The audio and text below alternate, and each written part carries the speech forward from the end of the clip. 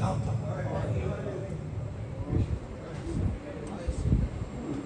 جب آواز بلند ہوئی ہے نا کوفے میں حضرت جبریل علیہ السلام کی کہ قتل امیر المومنین، کوفے والوں جاگو، مومنوں کا امیر مارا گیا.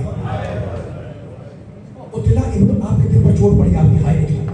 قتل ابن عم مصطفیٰ، جبریل آواز دے رہے ہیں کوفے میں، کوفے والوں جاگو، محمد کا بھائی مارا گیا. جب یہ آواز بلند ہوئی تو علی کے 16 بیٹے بچے مسجد میں آ گئے. مسجد میں علی کے سارے بچے پہنچ گئے. لیکن میں کیسے پڑھوں کہ جب یہی آواز دوسری مرتبہ بلند ہوئی، قتل الحسین بن کربلا، ایک بیمار بیٹا، ایک چھوٹی بچی سوکھا ہوا خالی کوزہ لیے ہوئے.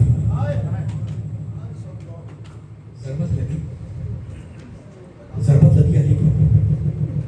مسجد کے صحن سے علی نے مٹی اٹھائی، اپنے سر پر ڈالی اور آیت پڑھی، منہا خلقناکم وفیہا نعیدکم ومنہا نخرجکم تارۃ اخری. ہم نے اسی مٹی سے پیدا کیا، اسی مٹی میں ملا دیں گے، دوبارہ اسی زمین سے تمہیں زندہ کریں گے. آیت پڑھنے کے بعد حسن سے کہنے لگے، بیٹے حسن میرے چلنے کا بندوبست کرو. بچے بیٹھے ہوئے، بڑوں کو سمجھاتے ہیں، بچوں کو سمجھا رہا ہوں. گلیم بچھایا گیا، کمبل موٹی چادر اسے بچھایا گیا اور علی کو اٹھا کر گلیم میں لٹایا گیا. میرے مولا میں ضربت لگنے کے بعد اتنی طاقت نہیں تھی کہ پاؤں سے چل کر گھر تک جاتی. گھر کے قریب پہنچے، چادر میں تھی. کہنے لگے، بیٹے حسن آوازیں سن رہی ہو؟ آوازیں سن رہی؟ تمہاری بہنوں کی رونے کی آوازیں آ رہی ہیں. دوستوں سے کہو کہ اس مقام سے چلے جائیں، کہیں ایسا نہ ہو کہ محمد کی نواسیوں کی آوازیں نامحرموں کے کانوں میں چلے جائیں.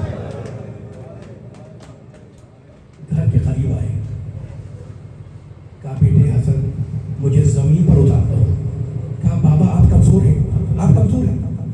کہا جب میں چل کر گیا تھا تو اپنے پیروں سے چل کر گیا تھا. اب اگر بچیاں چادر میں اس حالت میں دیکھیں گی تو برداشت نہیں کر سکیں گی. زمین پر اترے، ایک ہاتھ حسن کے کندھے پہ رکھا، دوسرا ہاتھ حسین کے کندھے پہ رکھا. گھر کے دروازے کے قریب آئے. جب دروازہ کھلا تو سب سے پہلے زینب کی نگاہ پڑی، بے اختیار گریہ کیا. سنیں گے؟ کہنے لگے، بیٹی آج تو باپ کا زخمی سر دیکھ رہی ہے، جب بھائی کے سر کو نیزے پر بلند دیکھے گی تو کیا حالت ہوگا.